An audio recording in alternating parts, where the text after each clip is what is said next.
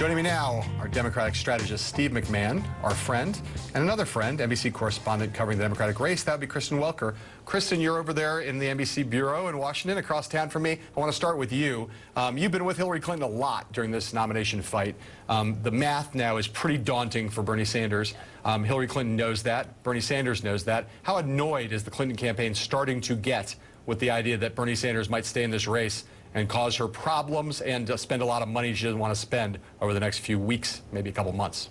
Well, I think there is some concern. They're obviously very anxious to start to pivot to the general election in a real way. Obviously, we've seen her start to do that on the campaign trail. Particularly last night, she came after Donald Trump with some of her sharpest attacks yet. She said, we need a commander-in-chief who will defend us, not embarrass us. Having said that, the campaign is jubilant today because they pulled off that clean sweep last night. They weren't expecting it, John. And so this is getting them much closer to being able to pivot to the general election for two reasons. One, you have the optics of it. This makes her look like a much stronger frontrunner. And then you have the math, the bottom line. She has a huge delegate lead over Senator Sanders. She has 2 times what Barack Obama had over her back in 2008 at some of his strongest moments. So they're feeling very confident. They're focused on locking up the nomination. And to your point, I think that they are anxious to do that so that they can start to pivot to the general election. But they're thinking it's going to happen now more quickly than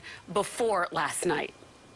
All right, Steve, let me ask you this question. What happened last night? I mean, Mark and I tried to answer this before, but in your judgment, Bernie Sanders won this big upset in Michigan that gave him hope in Ohio, Illinois, Missouri. He lost everything last night. What's the explanation for that? Well, I think what happened is Secretary Clinton sort of righted herself on this whole conversation about trade.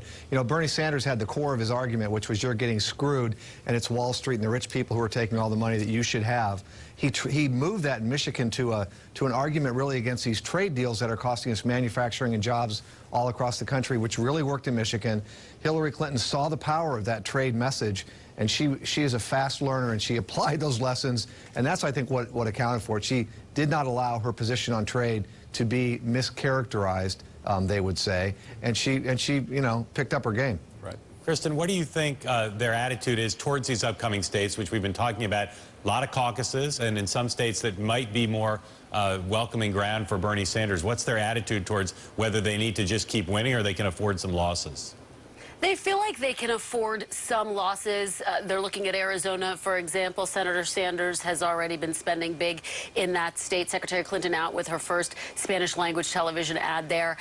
Candidly, they think that Arizona's going to be tough. They think those other caucus states, Arizona's primary, they think some of the caucus states that they're facing are going to be tough as well. That's obviously a format that favors Senator Sanders. What they're focused on, they want to win the delegate-rich states like California, like New York. She's going to be in Connecticut in the coming days. So they want to keep their losses to a minimum. There's no doubt about that. But they anticipate that Senator Sanders is going to have some wins. I want to just add one more note to what Steve was saying. I think what you're also seeing is the Democratic base being energized in a way that we haven't seen. And I think part of that has to do with this Stop Trump movement. I've been talking to voters, Democrats, and they say, look, we have to stop him. And part of that is by electing Hillary Clinton now and then being really energized in the general election. Potentially, we could see the Obama coalition more energized than we've seen them in this primary. I think that's going to be the real question mark as we head into the general. Steve, the Sanders campaign dealt for several days with being called dead by the media. Then Michigan happened.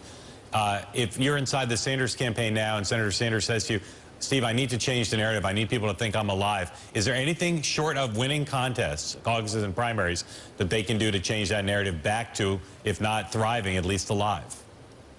Well, I mean, they can do things like raise money online, which they do very, very well. And, you know, we used to do a lot of things in the Dean campaign to suggest momentum when sometimes there wasn't as much momentum as we were suggesting. The big rallies and the huge crowds, which he continues to draw, you know, give a sense of a candidacy that's very much alive.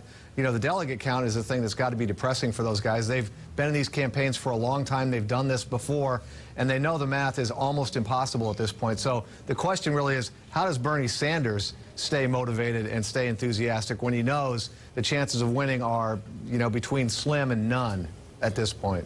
Kristen, real quick, do you think there's going to come a point where the Clinton campaign is going to be more explicit than it's been so far in asking Senator Sanders to step aside for the sake of party unity and for the ability to focus, as she wants to, as you indicated, focus on Donald Trump?